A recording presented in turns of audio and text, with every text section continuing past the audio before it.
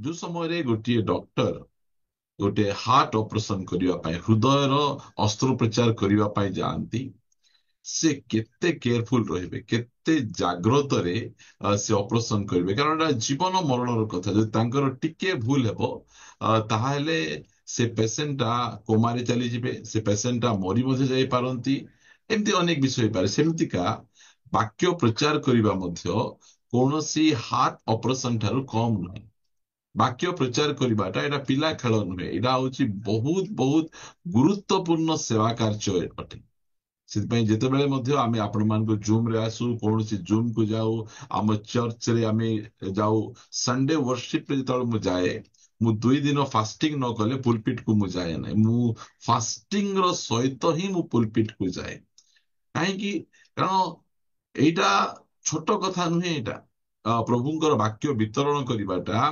ଏଇଟା ଖେଳ ଘର ନୁହେଁ जहाँ भी आमे कहीदेबा पळे आसीबा एटा कौनसी राजनीतिक मंच नहीं एटा होची स्वर्गर परमेश्वरंकर मंच आ एही मंच रे आमे बहुत बहुत जागृत सहकारे आसी प्रभुंकर वाक्य आमे वितरण करिवार आवश्यक रही अनेक जन एते उज्जगर सहित बसिथिबे आ सेमानकर आशीर्वाद निमंते सेमाने अनेक प्रश्न धरी समस्या धरी बसिथिबे सेमानकु जे प्रकार आमे सहाय्य करि परिबु सेति पय सब समय रे आमे सजाग रहुछु आमे प्रभुंकर गौरव हो गोटे पद पढ़िबा स्वस्तिरा सिस्टर पढ़िबे ना किए पढ़िबे ओके ठीक प्रथम करंतिय 15 अध्यायर 26 पद पद प्रथम करंतिय 15 अध्याय 26 पद ଶେଷ ଶତ୍ରୁ ସ୍ୱରୂପେ ମୃତ୍ୟୁକୁ ଲୋପ କରାଯିବ। କରାଯିବ मृत्यु होची गोटे शत्रु मृत्यु गोटे शत्रु एबे जाय से बंचिछि आउ गोटे शत्रु ना हला शैतान से मते एबे जाय बंचिछि ताको एबे जाय विनाश करा जाय नहीं किए रखिचंती परमेश्वर शत्रु मान को रखिचंती आज मु कहिबा पाई चाहे आम जीवन रे शत्रु माने थिबार आशीर्वाद आमे सब बेले मित्र आका खोजु मते मित्र दरकार ए मित्र दरकार से मित्र दरकार ठीक अछि मित्र मते दरकार आका मात्र आम जीवन रे शत्रु मध्य दरकार क्यों मान को जीवन रे शत्रु नहांती हाथ टेकंतु तो मो जीवन रे जणे भी शत्रु नहांती आज्ञा समस्ते मो जीवन रे भलो लोक अछंती आ जदि भौणी मान को पचारा जीवा तुमर शत्रु किए संगे संगे ना आज्ञा मोर सासुबा ही मोर बड़ शत्रु ताव जदि सासु मान को पचार तुम शत्रु किए नहीं बहु बेले मोर सबुठु बड़ शत्रु घरे सेटा सब बेले सेमानकर चलीथिबो सेमाने शत्रु नहांती शत्रु आम जीवन रे काहे की दरकार परमेश्वर आम जीवन रे शत्रु मान को रखिचंती आम चारियाडे शत्रु माने घेरी किना अछंती आमे काहाकू शत्रु बोली भाबु नाहु मात्र सेमाने आमको शत्रु बोली भाबुचंती शत्रु परी आमको ट्रीट करूचंती आ परमेश्वर सेमानकू आम जीवन रे विभिन्न प्रकार विषय करिबा पे अनुमति देइचंती आज जदि आपणकर शत्रु बढ़ी जाउचंती दाऊद कहउचंती प्रभु देख प्रभु कि प्रकार मोर विपक्ष माने दिन प्रतिदिन बढ़ुचंती कि प्रकार लोक माने मो विरोध होउचंती एटा दाऊदंकर गोटे दुख जे मो विरुद्ध रे लोक माने उठी उठी जाउचंती जेतेबेले आमे गोटे शिशु ख्रिस्टियान थिबा सेतेबेले काहे कि आम विरुद्ध रे एते लोक आमे जानि परिबा नै मात्र जेतेबेले गोटे आत्मिक ख्रिस्टियान हेबा गोटे वयस प्राप्त ख्रिस्टियान हेबा सेही समय रे आम जीवन रे तो शत्रु आसंती आमे टे खुशी हे जिबा कथा कारण आम जीवन शत्रु आवश्यक रही परमेश्वर आम जीवन में विभिन्न प्रकार शत्रु मान को रखिचंती आउ से शत्रु मान द्वारा आम जीवन रे केउ प्रकार आशीर्वाद गुड़िक आसे से विषय रे आम टिके देखिबा और पद पढ़िबा गीत संगीता पुस्तक 23 गीतर 5 पद गीत संगीता 23 गीत 5 पद ତୁମ୍ଭେ ମୋ ଶତ୍ରୁଗଣଙ୍କ ସାକ୍ଷାତରେ ମୋ ସମ୍ମୁଖରେ ମେଜ ସଜାଉଅଛ ତୁମ୍ଭେ ତୈଳରେ ମୋ ମସ୍ତକ ସିକ୍ତ କରିଅଛ ମୋ ପାନ ପାତ୍ର ଉଛୁଳି ପଡୁଅଛି। शत्रु मानक साक्षात देखो मित्र मानक साक्षात से मेज सजाऊ ना आम सम्मुखरे अनेक शत्रु माने अछंती तांकु चिड़ेइबा पई आमर भाषा रे कहदा खिजेइबा पई से कौन करछंती आमकु बड़ करूछंती नले आमे बड़ हेई गले ଆମ ବିରୁଦ୍ଧରେ କଥା କହିବେ, କିଏ ଚିଡଚିଡ ହେବା ଲୋକ ଗୋଟେ ଦରକାର ନା। ଆମେ ସିମ୍ପଲ ବଡ ହେଇଯିବୁ, ସିମ୍ପଲ ଉପରକୁ ପଳେଇ ଯିବୁ, ଭଲ ଲାଗିବ ନାହିଁ। ସେଥିପାଇଁ ପରମେଶ୍ୱର ଆମକୁ ଏଇ ପ୍ରକାର ଶତ୍ରୁ ମାନ ଦେଇଛନ୍ତି, ସେମାନେ ଦେଖୁଥିବେ। ଆଉ ସେମାନେ ଦେଖୁଥିଲେ ଆମେ ଉନ୍ନତି ହଉଥିବୁ, ଗୋଟେ ପରେ ଗୋଟେ, ଗୋଟେ ପରେ ଗୋଟେ ଉନ୍ନତି ହଉଥିଲେ। କଣ ସେମାନେ ଈର୍ଷା ହଉଥିବେ। କେତେବେଳେ କାନ ଆଡୁ ଧୂଆଁ ବାହାରୁଥିବ, କେତେବେଳେ ନାକ ଆଡୁ ଧୂଆଁ ବାହାରୁଥିବ। ଏହି ପ୍ରକାର ଧୂଆଁ ସେମାନଙ୍କ ଜୀବନରେ, ସେମାନଙ୍କ ଜୀବନରେ ଧୂଆଁ ବାହାରିବା ପାଇଁ ପରମେଶ୍ୱର ଶତ୍ରୁ ମାନଙ୍କ ସମ୍ମୁଖରେ ସେ ମେଜ ସଜାନ୍ତି। ଇସ୍ରାଏଲ ଲୋକମାନଙ୍କର ଗୋଟେ ନମ୍ବର ୱାନ ଶତ୍ରୁ ଥିଲା ହାମାନ।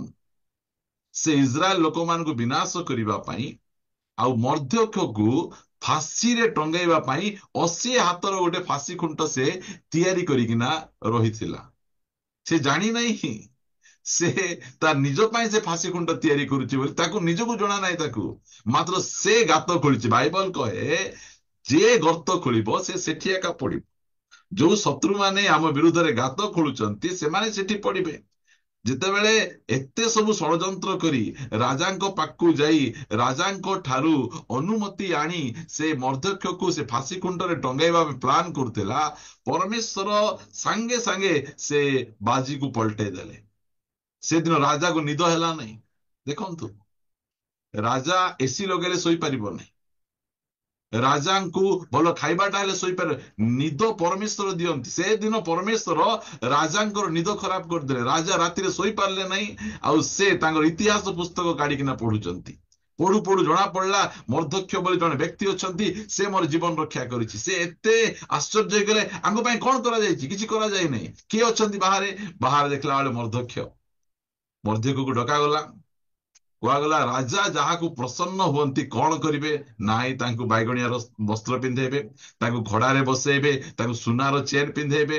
ସେ ଭାବୁଛି ଯେ ମତେ ଏକା କରିବେ, ମୁଁ ତ କହିବି ନା, ମତେ ତ କରାଯିବ, ମୁଁ ବନେଇ ଚନେଇ ଭୟଙ୍କର ଭାବେ କହିବି। ଆଉ ତା ସମ୍ମୁଖରେ ଲୋକମାନେ ଯିବେ, ରାଜାର ଗାଡିରେ ଚଢିକିନା ଯିବେ। ଆଉ ସେଇ ସମୟରେ ସମସ୍ତେ ତାଙ୍କ ପାଇଁ ସେ ଉଚ୍ଚ ସ୍ୱର କରିବେ, ତାଙ୍କୁ ପାଟି କରି ଚିଲ୍ଲେଇକିନା ତାଙ୍କ ପ୍ରଶଂସା କରିବେ। ଏଇ ପ୍ରକାର କହିଲା ବେଳେ, ହଉ ଠିକ ଅଛି, ଏଠୁ ଗୋଟେ ହେଲେ ଉଣା କରିବ ନାହିଁ, ଯା ମର୍ଦ୍ଦୋକ୍ଷ ପାଇଁ କରେ। ତାହାର ଫ୍ୟୁଜ ଉଡି ଯାଇଥିବ। ସେଇଟା ଯଦି ବିପି ଥିବ ତାର ସାଙ୍ଗେ ସାଙ୍ଗେ ବିପି ବଢି ଯାଇଥିବ, ସୁଗାର ଥିଲେ ଡାଉନ ହେଇଯିବ ତାର। ଆମର ପରମେଶ୍ୱର ଶତ୍ରୁଗଣ ସମ୍ମୁଖରେ ମେଜ ସଜେଇବା ପରମେଶ୍ୱର, ଯୋଉମାନେ ଆମ ବିରୁଦ୍ଧରେ ଉଠି ଆମକୁ ଷଡ଼ଯନ୍ତ୍ର କରି ଆମକୁ ତଳେ ପକେଇବା ପାଇଁ ଚାହୁଁଛନ୍ତି, ସେଇ ପ୍ରକାର ଲୋକମାନଙ୍କୁ ସେ ତଳେ ପକେଇବେ। ତାଙ୍କ ସମ୍ମୁଖରେ ଆମେ ବଡ ହେବୁ, ତାଙ୍କ ସମ୍ମୁଖରେ ଆମେ ଉନ୍ନତ ହେବୁ। ଏଇ ପ୍ରକାର ଲୋକମାନେ ଆମର ପରମେଶ୍ୱର ଆମକୁ ସେଇ ପ୍ରକାର ଭାବେ କରିପାରନ୍ତି। ଯେତେବେଳେ ସେଇ ପ୍ରକାର ହେଲା, ମର୍ଦ୍ଦୋକ୍ଷର ଅବସ୍ଥା କଣ ହେଲା ପଦ ପଢିବା ଆମେ।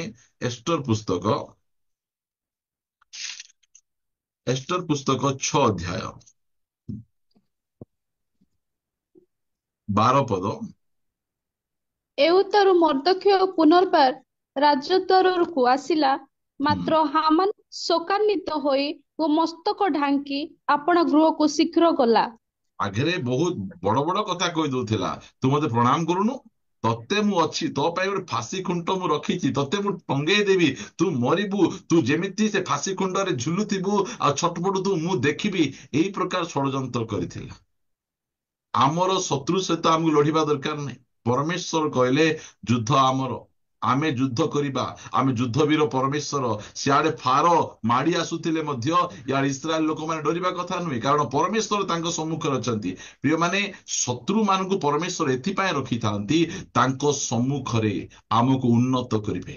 ସେ ଦେଖେଇବା ପାଇଁ ଚାହୁଁଛନ୍ତି, ଯୋଉମାନେ ପ୍ରଭୁଙ୍କୁ ପ୍ରେମ କରନ୍ତି, ଭୟ କରନ୍ତି, ସବୁ ବିଷୟ ମିଶି ତାଙ୍କର ମଙ୍ଗଳ ହୁଏ, ଉପକୃତ ହୁଏ, ଏଇଟା ଦେଖେଇବା ପାଇଁ ବିଭିନ୍ନ ଶତ୍ରୁ ମାନଙ୍କୁ ରଖିଛନ୍ତି। ସେଥିପାଇଁ ଶତ୍ରୁମାନେ ଯଦି ଆମ ଜୀବନରେ ବଢି ଯାଉଛନ୍ତି, ଗୋଟେ ପରେ ଗୋଟେ ବଢୁଛନ୍ତି, ତାହେଲେ ବ୍ୟତିବ୍ୟସ୍ତ ହେବା ଦରକାର ନାହିଁ, ମୁଣ୍ଡ ପୁତିକା ରହିବା ଦରକାର ନାହିଁ। ଆମର ପରମେଶ୍ୱର ଯୋଉମାନେ ଆମକୁ ଶତ୍ରୁ କରି, ଆମକୁ ହୀନସ୍ତା କରି, ଆମକୁ ପଚାରୁ ନଥିବେ, ସେମାନଙ୍କ ସମ୍ମୁଖରେ ଆମକୁ ଉପରକୁ ଉଠେଇବେ, ଆମର ମେଜ ସଜେଇବେ, ଆମର ମସ୍ତକରେ ତୈଳ ଅଭିଷେକ କରିବେ, ଆମର ପାନ ପାତ୍ର ଉଛୁଳି ପଡିବ।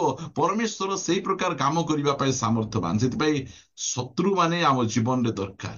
ଶତ୍ରୁମାନେ ଯଦି ଆମ ଜୀବନରେ ବଢୁଛନ୍ତି, ତାହେଲେ ଭାବନ୍ତୁ ଆପଣ ଦିନକୁ ଦିନ, ଦିନକୁ ଦିନ ଉନ୍ନତକୁ ଯାଉଛନ୍ତି।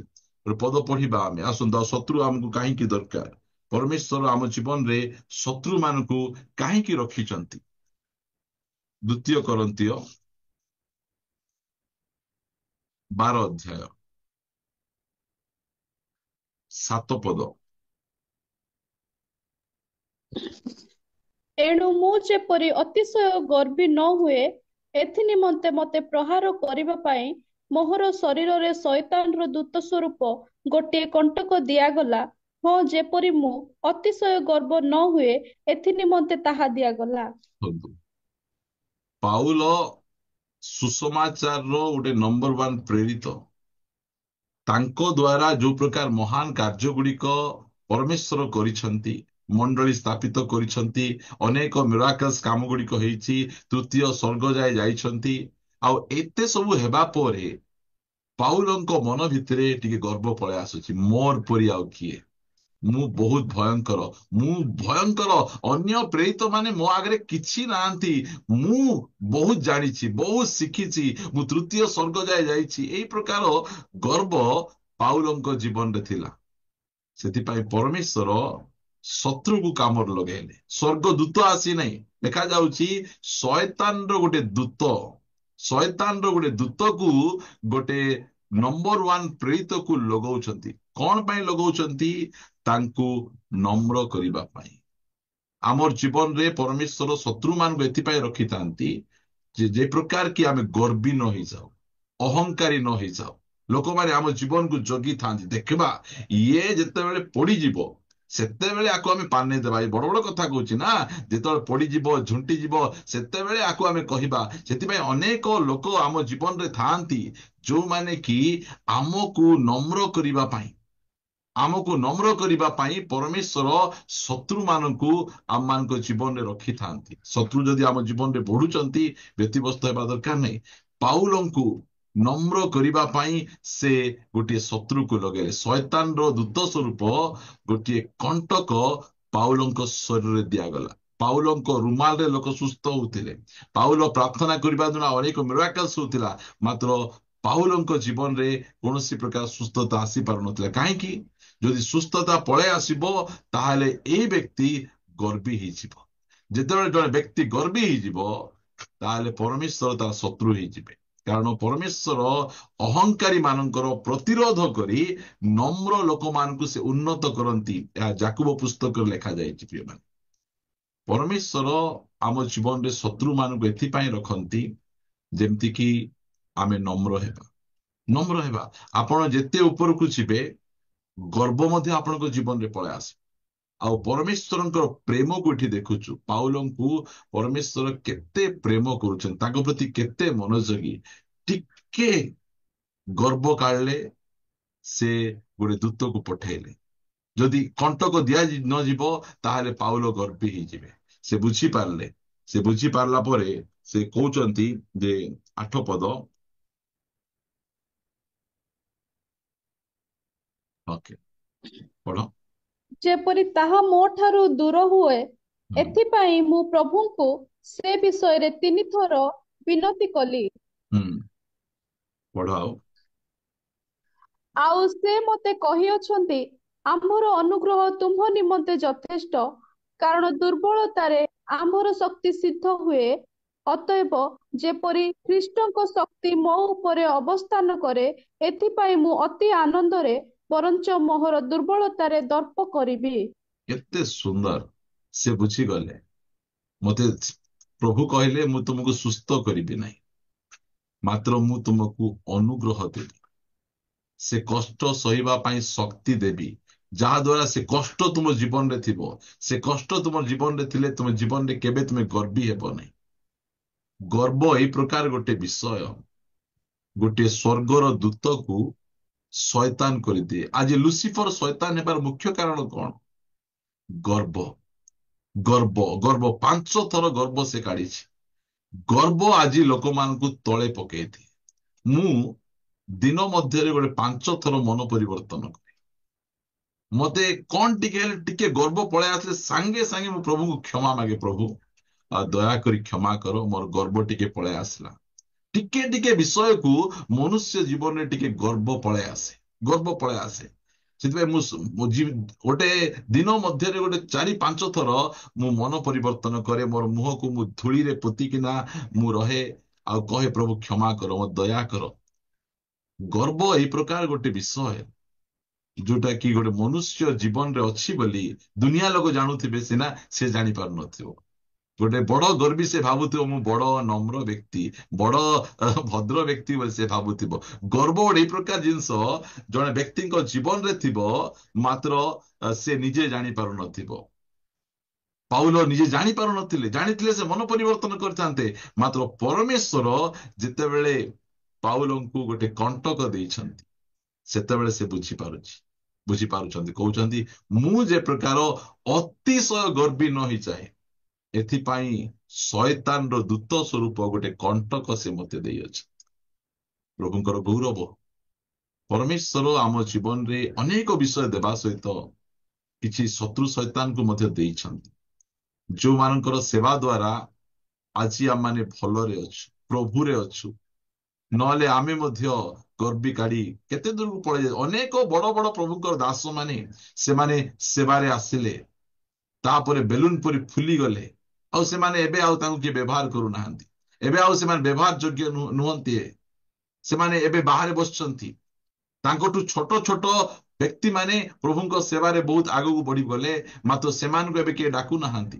କାହିଁକି? ଗର୍ବ। ପାଉଲକୁ ପରମେଶ୍ୱର ନମ୍ର କରିବା ପାଇଁ କେମିତି ଗୋଟେ ଶୟତାନର କଣ୍ଟକ ଦେଲେ। ଶୟତାନକୁ କାହିଁକି ରଖିଛନ୍ତି? ଶତ୍ରୁକୁ କାହିଁକି ରଖିଛନ୍ତି? ଯେ ଆମକୁ ନମ୍ର କରିବା ପାଇଁ। ସେତେବେଳେ ପାଉଲ ବୁଝିଲେ, ମୁଁ ଯେତେବେଳେ ଦୁର୍ବଳ, ସେତେବେଳେ ମୁଁ ବଳବାନ, ସେତେବେଳେ ମୁଁ ଶକ୍ତିଶାଳୀ। ସେଇ ପ୍ରଚାରକ, ତାଙ୍କର ଦେହ ଖରାପ ଥିଲା, ହେଲେ ମଧ୍ୟ ଦେହ ଖରାପ ସହିତ ସୁସମାଚାର ପ୍ରଚାର କରି ବୁଲୁଥିଲେ। ଆମ ଜୀବନରେ ଶତ୍ରୁ ରହିବାର ଆଶୀର୍ବାଦ ଗୁଡିକ ଦେଖୁଛୁ। ପରମେଶ୍ୱର ଶତ୍ରୁ ମାନଙ୍କ ସମ୍ମୁଖରେ ମେଜ ସଜାନ୍ତି ଓ ଆମକୁ ନମ୍ର କରିବା ପାଇଁ, ଆମେ ଯେ ପ୍ରକାର ପରମେଶ୍ୱରଙ୍କ ଶତ୍ରୁ ନ ହେଇଯାଉ, ଏଥିପାଇଁ ସେ ଶତ୍ରୁ ମାନଙ୍କୁ ବ୍ୟବହାର କରନ୍ତି। ଆଉ ଗୋଟେ ପଦ ଆମେ ପଢିବା, ଆମେ ଆଇବ ପୁସ୍ତକ 42 ଅଧ୍ୟାୟ, ଏହାର 2 ପଦ। ଆଇବ 42 ଅଧ୍ୟାୟ 2 ପଦ। ମୁଁ ଜାଣେ ଯେ ତୁମ୍ଭେ ସବୁ କରିପାର ଓ ତୁମ୍ଭର କୌଣସି ସଂକଳ୍ପ ନିବାରଣ କରାଯାଇ ନ ପାରେ। ଆଗରେ ଆୟୁବ ଜାଣିନଥିଲେ। ଯେତେବେଳେ ଶୟତାନ ଆସି ଆଇବଙ୍କ ଜୀବନରେ କାମ କରିଛି, ଆଇବଙ୍କର ଧନ ସମ୍ପତ୍ତି ସବୁ ନେଇଯାଇଛି, ଆଇବଙ୍କ ଶରୀର ସାରା ଫଟକା ହେଇଯାଇଛି, ଆଇବଙ୍କର ସ୍ତ୍ରୀ ତାଙ୍କ ବିରୁଦ୍ଧରେ ଉଠୁଛି, ଆଇବଙ୍କର ପୁଅ ଝିଅ ମାନେ ମୃତ୍ୟୁବରଣ କରିଛନ୍ତି, ଏମିତି ଗୋଟେ ପରିସ୍ଥିତିରେ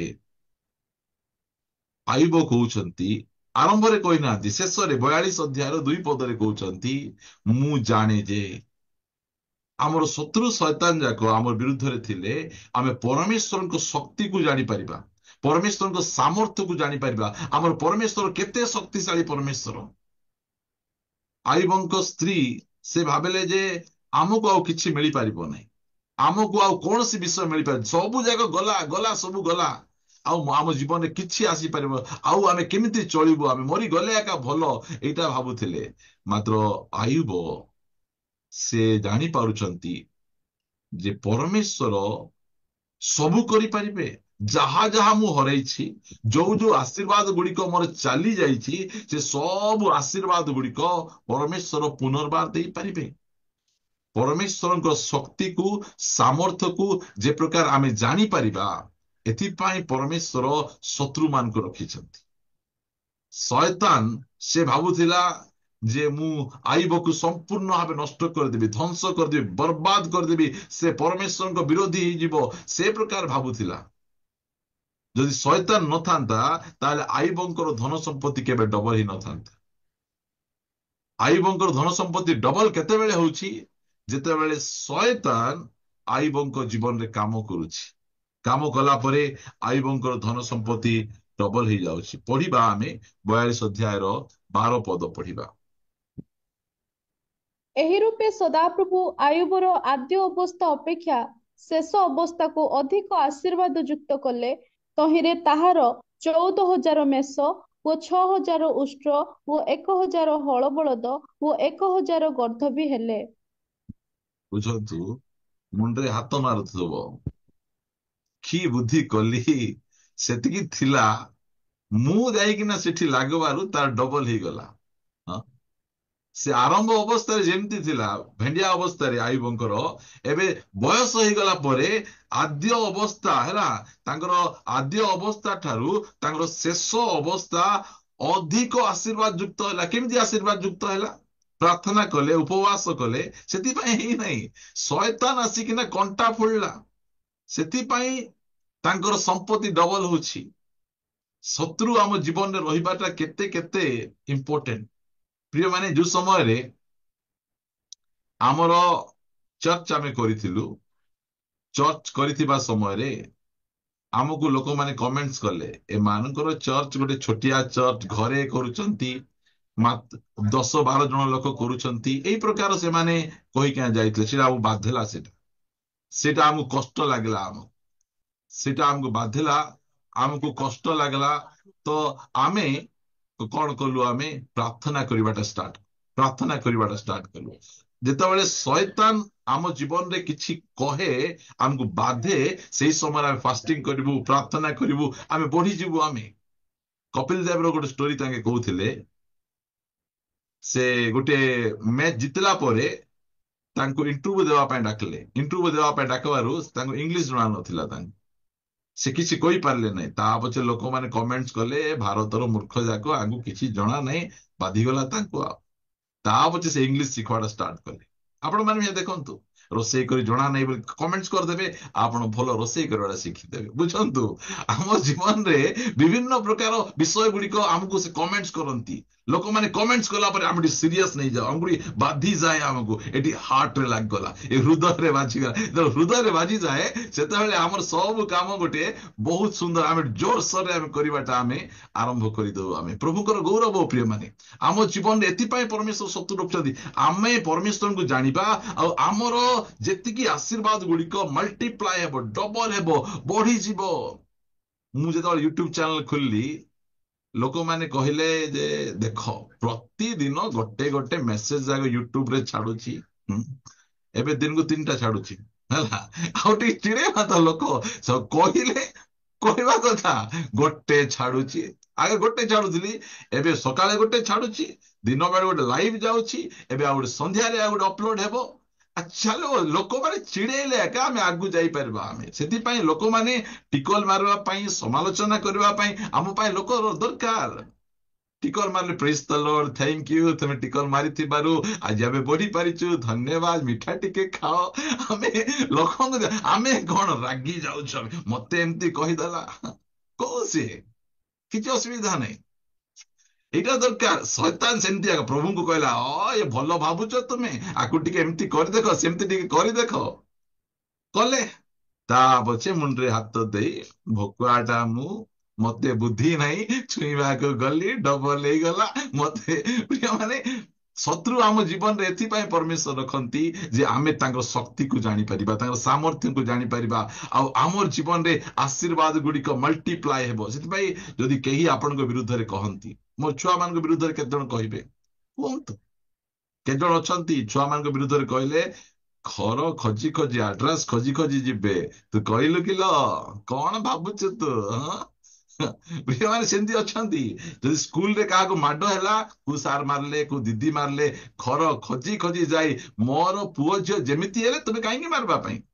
ସେଥିପାଇଁ ଆଜିକାଲି ସ୍କୁଲ ଗୁଡିକ ଦଣ୍ଡମୁକ୍ତ ଅଞ୍ଚଳ, ଦଣ୍ଡମୁକ୍ତ ଅଞ୍ଚଳ। ଲୋକମାନେ କହୁ, ଚର୍ଚ୍ଚକୁ ମଧ୍ୟ ସେମିତି କରୁନାହାନ୍ତି, ଦଣ୍ଡମୁକ୍ତ ଅଞ୍ଚଳ। ଜଣେ ଆସି ଜୋରରେ କହିଲା, ଆଜ୍ଞା ମେଡିକାଲ ଭଲ ନାହିଁ, ଆଜ୍ଞା ମେଡିକାଲରେ କଇଁଚି ରଖିଛନ୍ତି, ଛୁରୀ ରଖୁଛନ୍ତି, ଲୋକମାନଙ୍କୁ କାଟୁଛନ୍ତି, ମେଡିକାଲ ଭଲ ନାହିଁ। ଲୋକମାନେ ଷ୍ଟ୍ରାଇକ କଲେ, ଆଜି ଠାରୁ ମେଡିକାଲରେ ଛୁରୀ ବ୍ୟବହାର କରିବ ନାହିଁ, କଇଁଚି ବ୍ୟବହାର କରିବ ନାହିଁ, ବ୍ଲେଡ ବ୍ୟବହାର କରିବ ନାହିଁ। କହିଲେ ହଉ ଠିକ ଅଛି, ଔଷଧ ଖାଲି ଦେବା।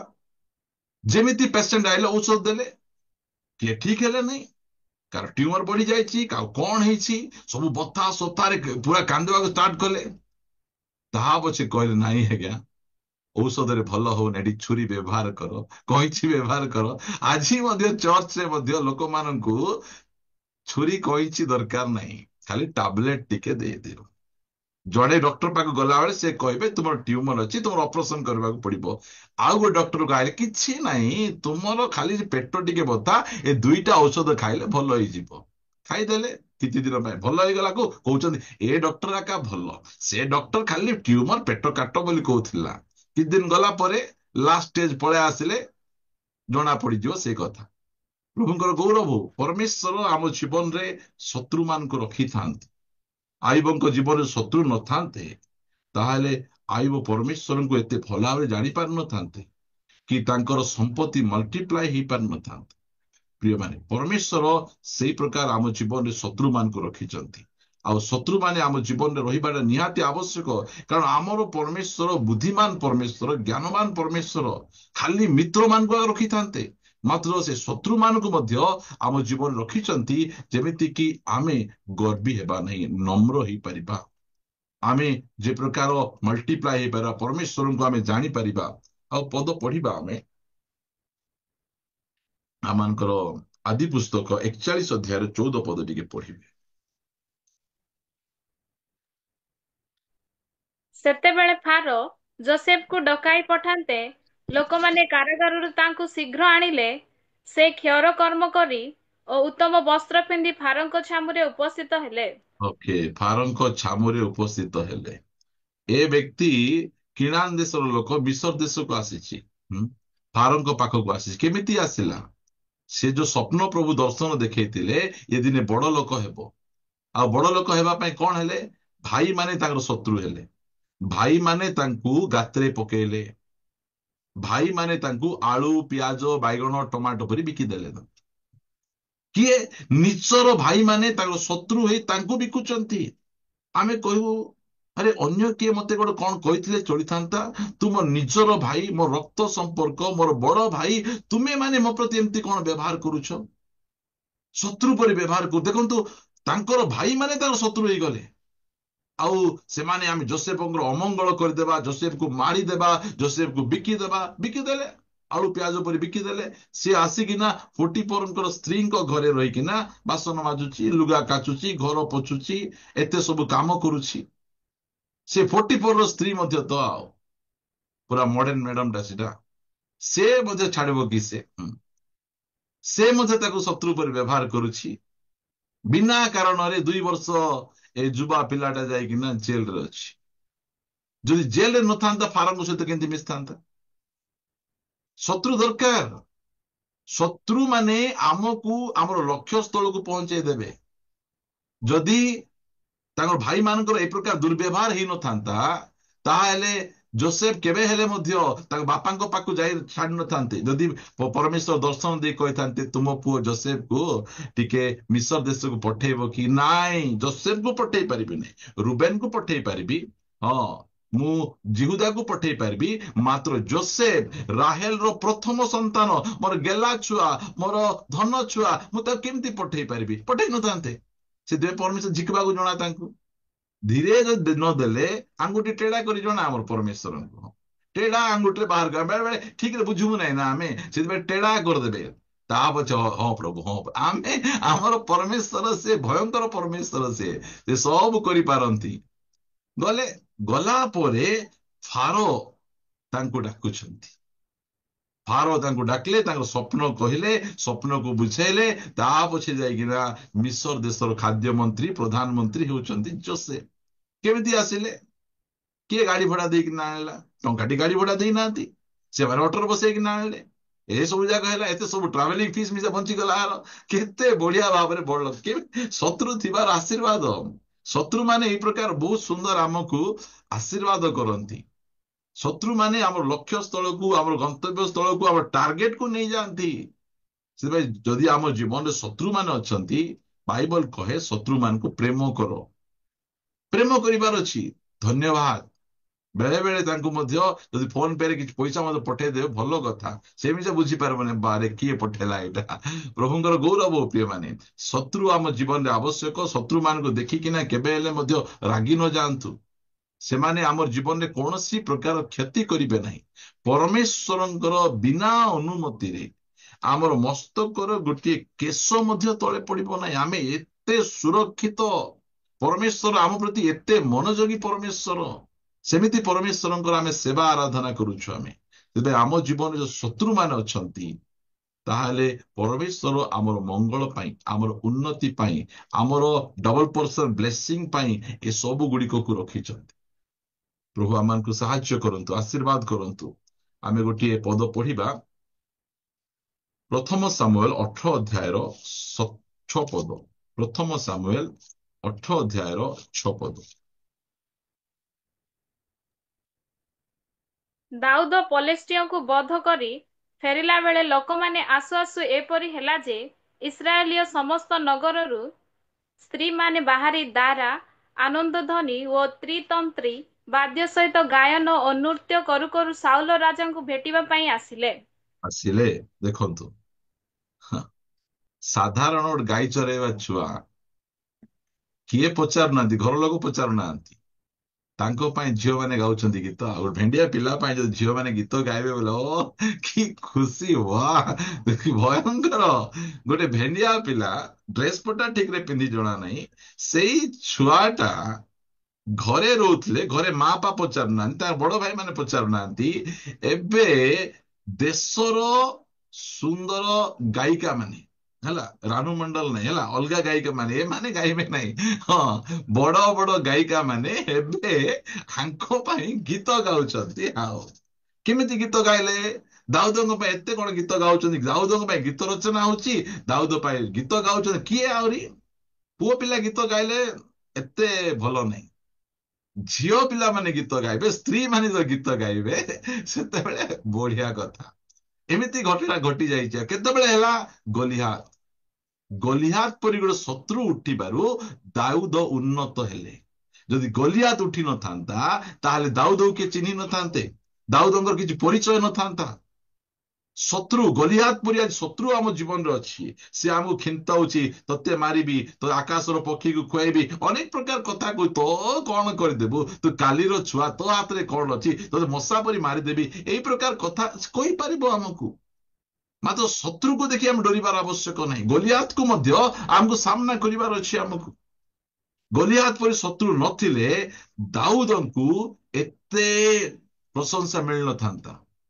କୁମ୍ଭ ମେଳାରେ ଗୋଟିଏ ସେ ନୀଳ ଆଖି ଝିଅ ଗୋଟେ ପଳେଇ ଆସିଛି ଆଜିକାଲି, ସିଏ ତ ଭାଇରାଲ ଚାରିଆଡେ। ଆଉ ଆପଣ ମାନେ ଜାଣିନାହାନ୍ତି, ଆପଣ କୁମ୍ଭ ମେଳା ଯିବେ କି? ଆପଣ ଖ୍ରୀଷ୍ଟିଆନ ଲୋକ ଯାକ, ଓକେ, ଯାହା ବି ହଉନା କାହିଁକି, ପ୍ରିୟ ମାନେ, କୋଉଟା ନାଇଁ, ଦାଉଦ ପୁରା ଭାଇରାଲ ହେଇଗଲେ। ଆଉ ଭୟଙ୍କର ଭାଇରାଲ। ଦାଉଦ ଏମିତି ଭାଇରାଲ ହେଇଗଲେ, ତାଙ୍କ ଆଗରେ ସେ ଇସ୍ରାଏଲର ନମ୍ବର 1 ରାଜା ମଧ୍ୟ ଫିକା ପଡିଗଲା। ରାଜାଙ୍କର କଥାରେ ଦେଖନ୍ତୁ 7 ପଦ। ଆଉ ସେଇ ସ୍ତ୍ରୀମାନେ ବାଦ୍ୟ କରୁ କରୁ ଉତ୍ତର ପ୍ରତ୍ୟୁତ୍ତର କ୍ରମେ ଗାୟନ କରି କହିଲେ, ସାଉଲ ବଧ କଲେ ସହସ୍ର ସହସ୍ର, ଦାଉଦ ବଧ କଲେ ଅୟୁତ ଅୟୁତ। ଏତେ ଦାଉଦର କି ଭୁଲ? ଏଟା ସେ କି ଲାଞ୍ଚ ଦେଇଥିବେ ମୋ ପାଇଁ ଏମିତି ଗୀତ ଲେଖ ବୋଲି? ପ୍ରଶଂସା ତ। ଆଉ ଆମର ଜୀବନରେ ଶତ୍ରୁ ଆସିଲେ ଆମେ ଉନ୍ନତ ହେବା। ଆମେ ପ୍ରିୟମାନେ, ଆଜି ଜଣେ ବ୍ୟକ୍ତି ଷ୍ଟ୍ରଙ୍ଗ କାହିଁକି ହେଇଛି? ଆଜି ଆମେ ଷ୍ଟ୍ରଙ୍ଗ କେମିତି ହେଇପାରିଲୁ? ଆମେ ଶତ୍ରୁ ମାନଙ୍କ ସହିତ ଲଢି ଲଢି ଲଢି ଲଢି ଆସିଲୁ। ଭୋକ କଣ ଜଣା ଆମକୁ, ଅଭାବ କଣ ଜଣା ଆମକୁ, ଆମକୁ ଗରମ କଣ ଜଣା, ଥଣ୍ଡା କଣ ଜଣା। ଆମେ ସେଇ ପରିସ୍ଥିତିରେ ଆମେ ଆସିଛୁ, ଶତ୍ରୁ ମାନଙ୍କୁ ସାମ୍ନା କରି କରି ଆସିଛୁ ବୋଲି ଆଜି ବଳବାନ ଅଛୁ।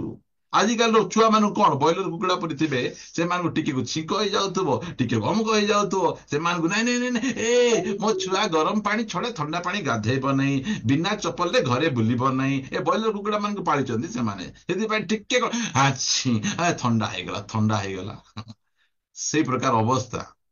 ଆମେ ଦେଶୀ କୁକୁଡ଼ା ଯାକ, ଆମକୁ କିଛି ହେବାର ନାହିଁ। ଦାଉଦ ଶତ୍ରୁ ସହିତ ଲଢି ପାରୁଛନ୍ତି, ଗଲିହାତକୁ ପରାଜୟ କଲେ, ସେଥିପାଇଁ ତାଙ୍କୁ ଉନ୍ନତ କରାଯାଉଛି, ଟେକା ଯାଉଛି। ପଚାର, ଏ ଭେଣ୍ଡିଆ କାହାର ପୁଅ? ସେଇ ଦାଉଦ ବୀଣା ବଜେଇଲେ ଭୂତ ଛାଡୁଥିଲା, ଜାଣିପାରିଲେନି। ଗଲିହାତକୁ ମାରିଲା ପରେ ଦାଉଦଙ୍କର ପରିଚୟ, ଦାଉଦଙ୍କର ପ୍ରଶଂସା ବଢି ଯାଇଛି। ସେଥିପାଇଁ ଆମ ଜୀବନରେ ମଧ୍ୟ ଶତ୍ରୁ ଗଲିହାତ ରହିବ, ପଲେଷ୍ଟେଇ ବୀର ଗଲିହାତ ରହିବ।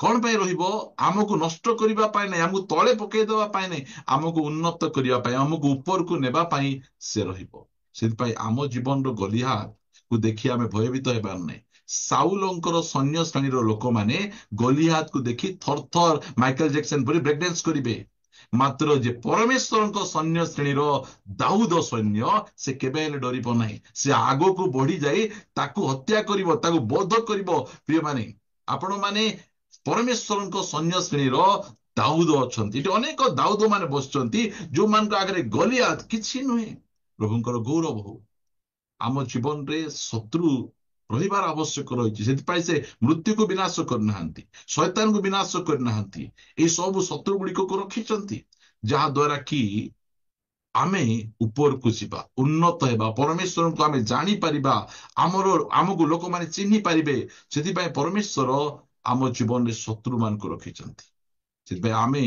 शत्रु माने बढ़ी गले कौन सी प्रकार भयभीत हेबा दरकार एबे फिल्म गोटे तैयारी करुछंती ए फिल्म ख्रिस्टियन मान को पुनर्बार हिंदू कन्वर्ट करिवो कि ए फिल्म मुई तो आराम से देखबी केते बढ़िया फिल्म फ्री रे दो देखे बोले देखी दवा कथा कौन अच्छी से पैसा दे किए देखा जी सेठी चलो चलो चलो आस देख बोले देखी दबो कथा से फिल्म देखु देखु कहबू ना पॉपकॉर्न दब धरी खाइबू आगे कौन अच्छी आमर प्रिय भाई ये फिल्म देखे कि ना पुणी आमको डराइबे जड़े मत कहूला ए फिल्म रिलीज न हो प्रार्थना कर मुझे तो प्रार्थना कर फेब्रुआरी 7 रिलीज हो फास्ट आम देखा आम तार आगु तो केते सुसमाचार प्रचार हो जाए ना फिल्म देखले और सुसमाचार प्रचार हो रोम सरकार सुसमाचार को अटकई पार्ला नहीं ए फिल्म अटकई दब कि से कौन सी प्रकार भयभीत नहीं एटा सुसमाचार वृद्धि निमंते ए सब गुड़िक हो सब को डरवा दरकार नहीं कारण आमे जानिछु आमर परमेश्वर